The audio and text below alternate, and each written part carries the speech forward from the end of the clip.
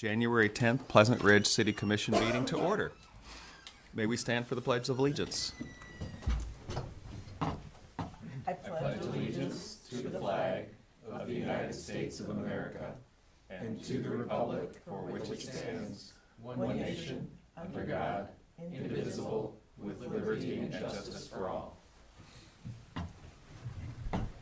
We have roll call?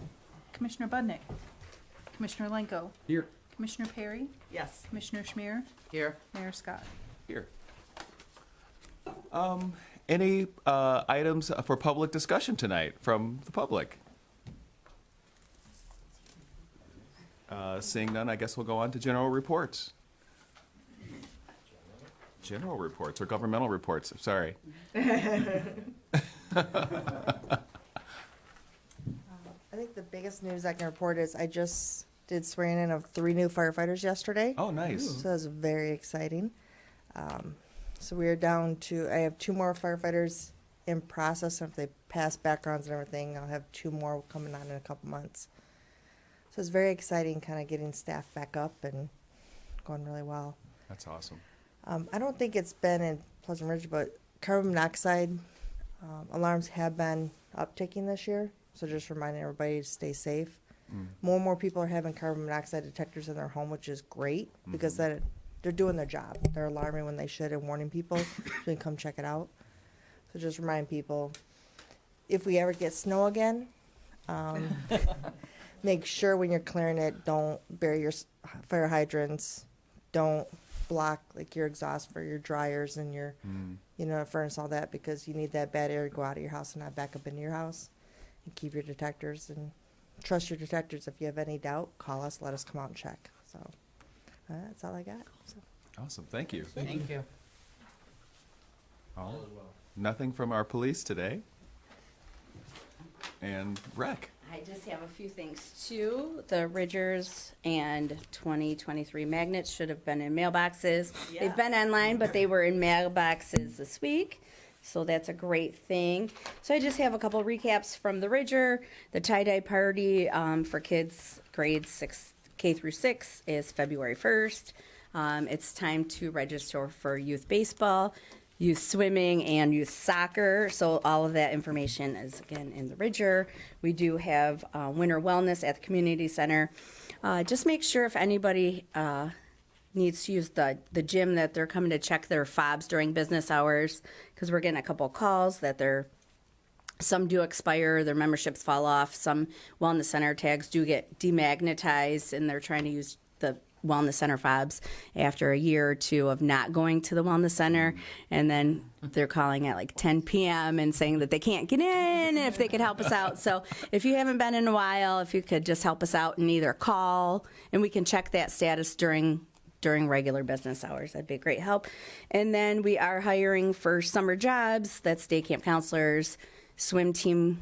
We have hired a swim team coach. Emily Harold is coming back to the Piranha. She was a swimmer here. She's coaching also at Ferndale Middle School and is highly regarded there. And her mom was a swim team coach at Ferndale High School for over 20 years. So we're welcoming her back. She does know what's up. Yeah, I just actually left their swim team party, and they were having a great time. One of their swimmers is going to states for all 9 swim categories. Wow. Yeah. That's awesome. He also swims for us in the summer. Jack Murray is his name, and he's a really great swimmer.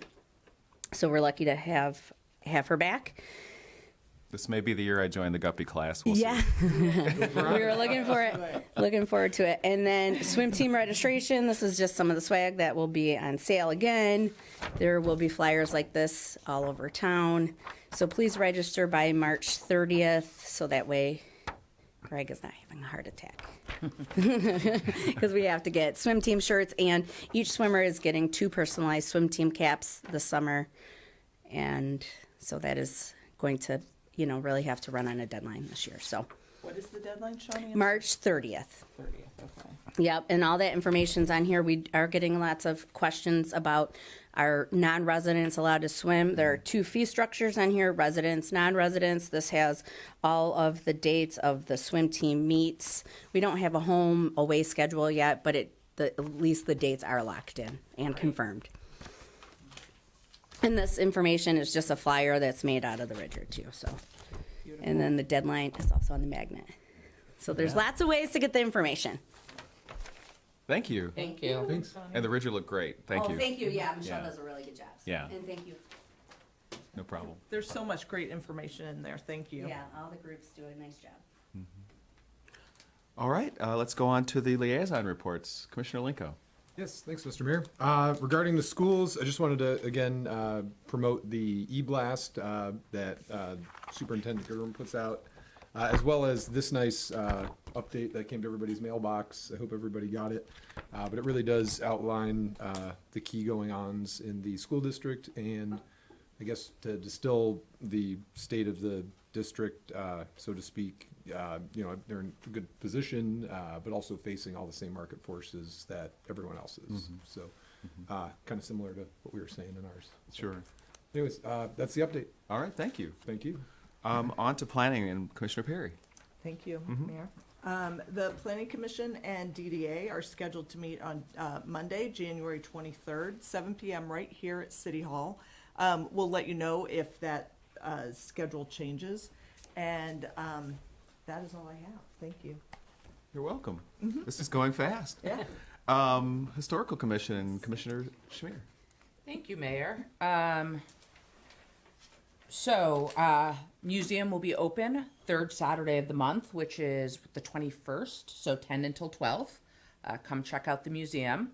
Home and garden tour, September 23rd this year. If anyone is interested, we're still looking for a few more houses. So please get in touch with me or anyone on the Historic Commission if you're interested. And the last thing is we are going to have 3 open seats starting in March. So anyone who is interested, please fill out an application. You can do it online. You can do it in City Hall. And also, if you come to the museum on the 21st, we'll have paper applications there too. And that is it. Great. Thank you.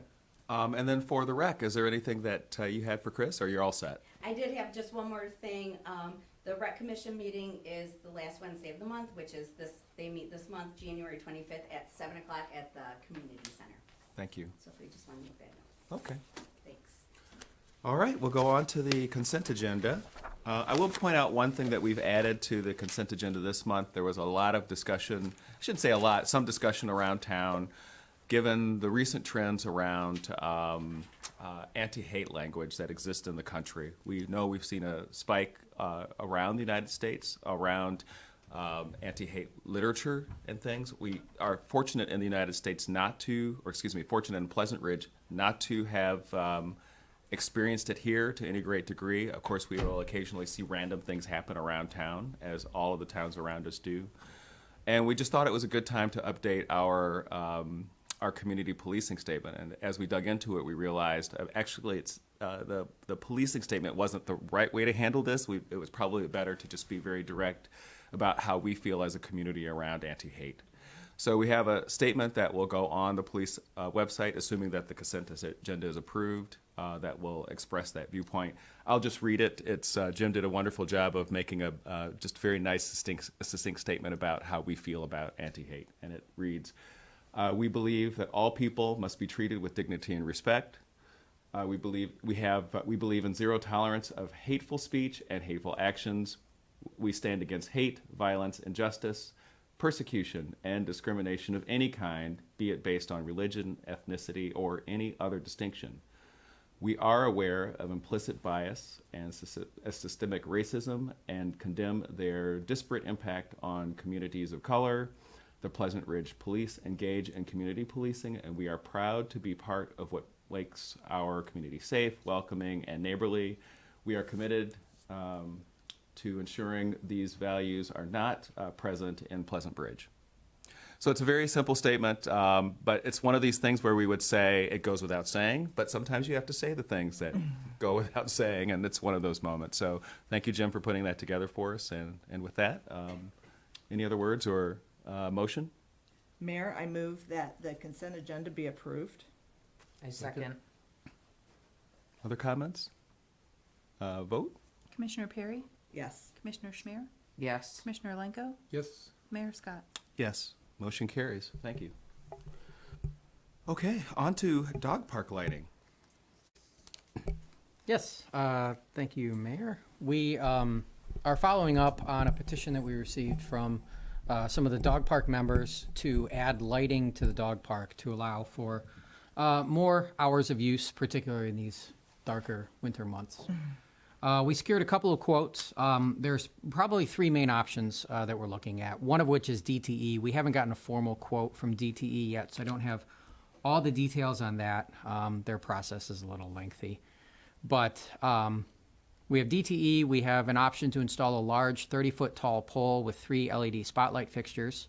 It's 30 feet tall. It'd be similar to one of the lights that we have at the tennis courts. And then we have a more extensive option to put in 2 of the decorative arbor poles. Those are the overhead poles that are along the pathway in Gainsborough Park. So there'd be 2 of those. And then also a smaller new pole with LED floodlights on it. So that one has more lighting that's distributed, around a larger area. The 30-foot tall pole would throw the light further from one location. The third cost option with the 3 poles is $36,000. So that one gets pretty expensive. The lighting would probably be located at the east end of the park. We already have a power source there because there's power that runs to the gates. So we have a meter that we can tie into to connect the new lighting to. That's the more used entrance for the dog park. It's also where the small dog run and some of the large dog run are. So and then finally, the fence at that location curves or bends. So we can get the light post somewhat beyond that line of trees that's along the southern edge of the dog park to throw the light further into the dog park if we locate the pole there. So that seemed to be the location that made the most sense. We are cognizant about impacts on neighboring residents. The good news is putting the light at the southern end of the dog park, the light will be facing the freeway. So it won't create any kind of glare issues. Lighting, the biggest problem at night is when you actually see the hot spot of the light. That's what creates glare issues to the nuisance. So if it's pointing away from the residents, they won't even really notice any impact for the residents along Kensington. So at this point, we have a range of prices. A DTE light could be $4,000 to $6,000, possibly more. They'll probably want to put in a new post. They might want to put in 2 lights. We'd have to talk to them about what their proposal was, but the DTE option will be probably somewhere between $6,000 and $12,000, just depending. Then we have the 2 other options that I discussed. So one of the other considerations, of course, is cost for this. The dog park is a membership use that is maintained and operated through the fees charged to the users. It's not something open to the general community. So the community garden and the dog park both run on a structure where the user fees fund the maintenance and upkeep. So, a large capital improvement like this, we don't have the budget for it this year. We had to replace the tennis court lights. And so our capital improvement budget this year is pretty much spoken for. If we wanted to do something, the commission could assess that back to the users over a number of years. One of the things that we can do is, I think going forward, an option that I would suggest is we could survey the dog park members and just ask them how much per year they'd be willing to pay over the current fees. I said they're $35. It's actually $30. The agenda summary is incorrect. How much more per year are they willing to pay over that $30? $10, $20 to pay overtime for the lighting for the lighting improvement. We have 150 to 160 dog park members each year. So a $10 increase would raise $1,500 a year, assuming those numbers stay consistent. So that's the information as we have it. So we're just looking for guidance on next steps and how you'd like to proceed. Thank you. Okay. Any comments? I have a comment. I understand that clearly our budget this year is spoken for. I like the idea of continuing to pursue this as possibly something for next year. I do like the idea of surveying the current members. I mean, as a dog park member and just from talking to people, I think there is a lot of openness to the increase of fees, which have not increased over certainly the last 3 years. I'm sure you can speak, my guess is even longer, but they have stayed essentially the same. So based on my conversations and personal opinion or personal view, I think an increase of cost would be something people would definitely be willing to pay. But I think putting that survey out, if it's doable to find out how much, is a great idea, and trying to cover as much as the cost with membership is great. And in terms of the proposals, I think going with the 30-foot pole, I think trying to find the most affordable option is the way to go. And I don't think we need a ton of light. So, that option number 2, I think at this point makes the most sense. Yeah, well, I've got some questions and comments. Oh, okay. I don't know, Commissioner Perry, it looked like. Go ahead. Okay, so I agree with Commissioner Schmier that we can like tap the brakes a little bit. So one of the things I was kind of expecting to see would be like a drawing. These seem more like quotes than like full proposals. So like I think it would be useful to understand the placement and then again to get the resident feedback based on this. Also, yeah, I was kind of hoping for rec commission insight, and I understand there's no quorum. So, like, if it's not in the budget this year and we're not going to do it in the next month or two, let's let the rec commission chime in. Let's show the residents what this might look like on just a diagram to see where the proposed placements are. Something more substantial than just pricing quotes. But no, I'm supportive of the idea. I think there's a lot of use for this. I mean, as a former dog, my dog's old and I haven't been in a couple of years, but it would have been nice to have on those dark nights. So Your future puppy. right. Hopefully not too soon. I but know, yeah. I know. As I said it, I thought like that's not that nice. No, in the no, no. future, in 10 years. Exactly. No, so I'm supportive of the idea. I'm supportive of continuing to explore it. And then as far as costs and budget go, like increased fee might be one of the, but there's a bunch of levers. So I would like to see the levers kind of laid out too. Like one of the options as well might be the foundation. If there's a cohort of dog park folks who want to go to the next foundation meeting, maybe you can start putting the bug in their ear. But yeah, putting it on the back of fees, that would be like a 10-year payback, which that's a really long period. So like if the foundation chipped in a bit and we chipped in a bit and they chipped in a bit, that might be a way to spread the cost as another idea. So I know the foundation meets the third Thursday of every month, which is next Thursday at 7 p.m. here, I believe, right? Yes. So that's all I got. Just a couple and then finally, when do we expect the DTE proposal, or is that even on the table? Is that I just haven't- ugly for us? I or- haven't engaged them. I don't think it's I personally don't think it's a good option. Okay, so we I can don't rule it think out. we're going to be happy with it. That's fine. No, the aesthetics matter, so we'll rule out DTE. I don't think they're going to provide the quality of lighting that we'd want either. Okay. But And really, another thing I didn't mention in here is operating costs, because DTE is fairly inexpensive up front, but they charge you an annual fee per light. And it's far more than the cost of electricity for that light. And they recently are no longer installing lights that are on existing power poles, even though they own the power poles. They want to put a new pole in. So now you're paying them to put a new pole in. So So it's easy for 6,000 to become 12,000 plus an annual service fee. plus the annual fee, right? Yeah. So the cost of electricity is much lower when you own the lights yourself. So that's the thing with LED lights now, with the lifespan and the low electricity usage over time. That cost benefit starts to invert a little bit. Thank you.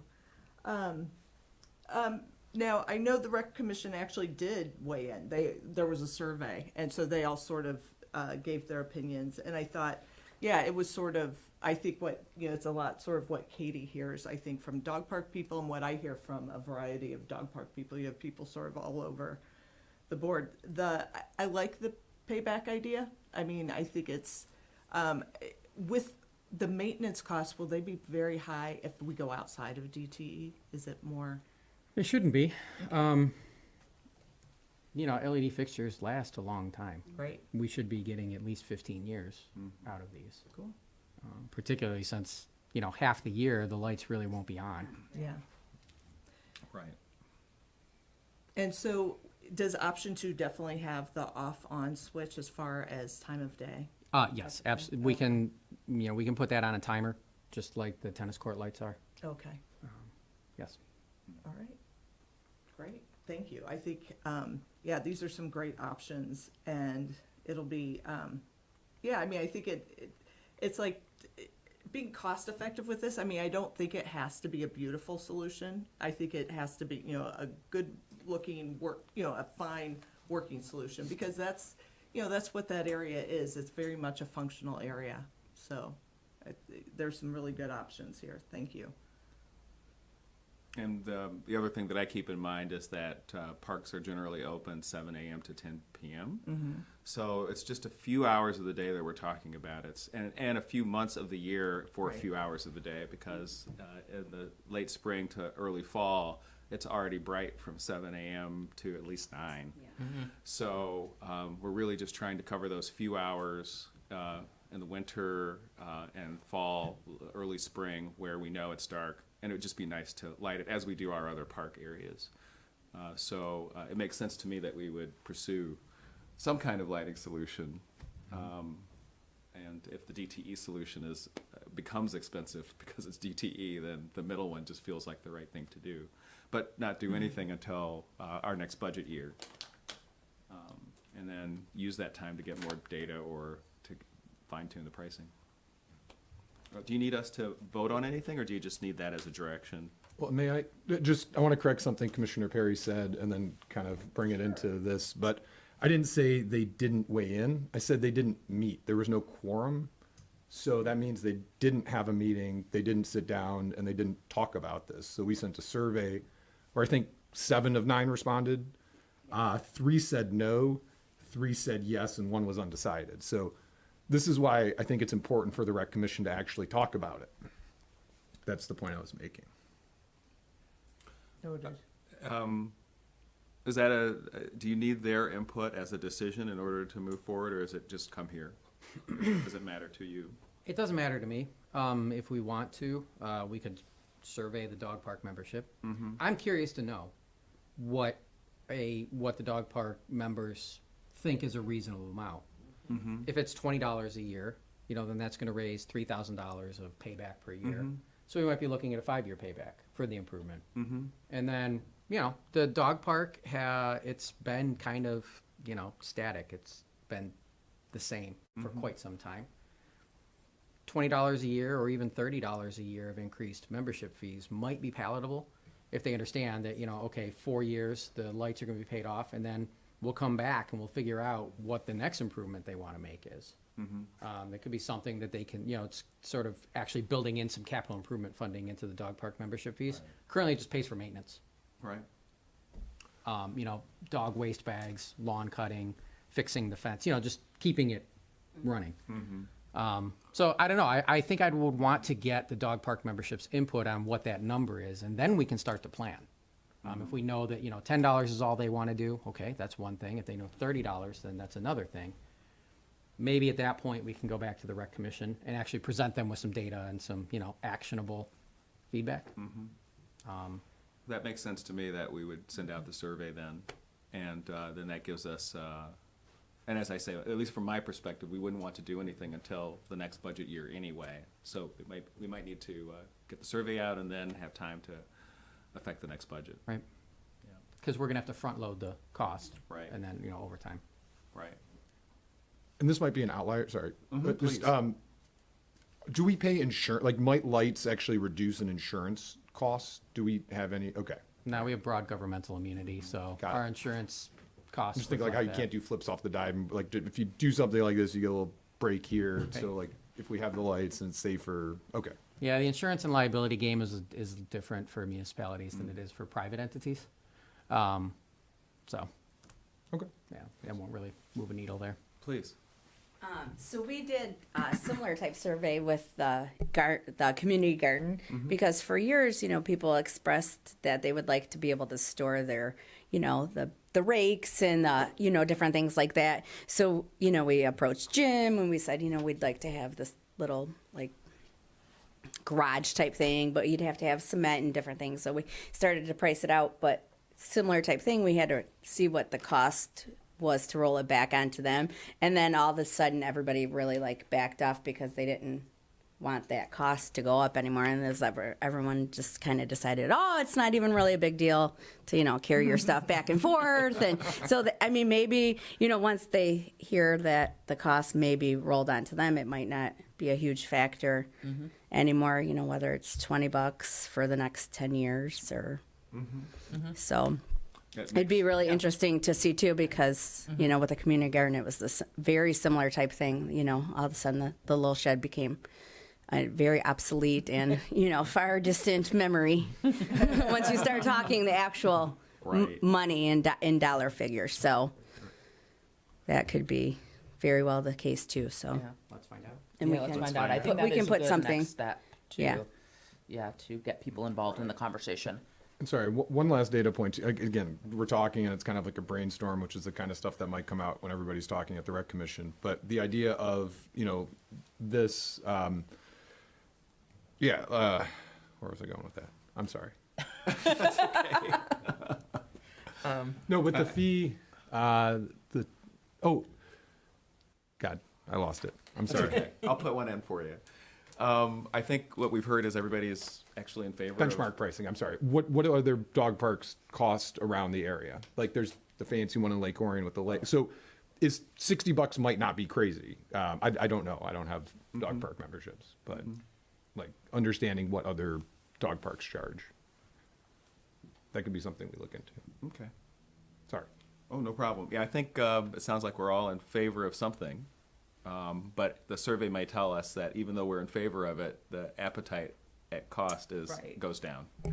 I think we're in favor of allowing the dog park membership to Exactly. Figure it out. tell us Tell us, tell us exactly. what's feasible, Yeah. Okay. what they're What willing. they're willing to invest in. Exactly. All right. Okay, so to recap, we will put that survey together. Once we get that information, then we can start to plan our next steps, be it here or at rec commission, or both. Thank you. Okay. Awesome. Thank you. City managers report. Wow. Yeah. Happy New Year. Happy New Year, yes. Hope everyone had a great holidays and a happy New Year. However you celebrate. We, you noticed that Knox was not on the agenda to come back. Yes. There's a couple things that they still need to button up before we bring that back to you. So probably in February. Other than that, I don't have anything notable to report. It's been a quiet month. Can't complain about that. No, we can't. Any questions on anything happening in the city? No? Anything in other business? Mayor. Yes. Just a reminder that the salt delivery will be the third Tuesday of every month between now and, I don't know, February, April. Yeah. And then, and also you can still put out unbundled brush on that third Tuesday of the month. And, yeah, and so that's exciting. It'll be interesting to see if we need the salt this year. Seems like a dry, weird year. It does. And that's all I Thanks, Annie. have. I know. Sorry. Better knock. I've been knocking. And then which of the other commissions, if any, have openings starting in March? I've forgotten. Recreation has one, Planning and DDA will have one. they'll have one. And then historical has three. Do we have any board review? We have a full board, but we need an alternate for the board. So if anyone's interested in participating in any of those junior commissions, by all means, reach out to City Hall. The applications are here, and we'll. Yeah, the applications are all online now. Oh, So we'll be putting the link up prominently on the website and pushing out some notices over Facebook and social media, letting people know that it's application season. Great, So we'll bring some candidates to you for March. excellent. Terms, again, we move terms. Terms start on April 1 now. Right. Okay. Just because of the calendar year with the holidays, it always got difficult. Right. So for the board of review, I just wanted to put this out there. You can be on a junior commission, another commission, and serve on the board of review. You can be an election inspector and serve on the board of review. Mm, That's one of the only appointments that you can do something else in the community. gotcha. Thank you. All right, I think we're all set. Any other thoughts before I adjourn? No, sir. Happy New Year. Happy New Year. Do we have a motion to adjourn? I move we adjourn. All right, second? I second. All good. Thanks, everyone. Happy New Year. 8:01. Wow, That's crazy. Yeah.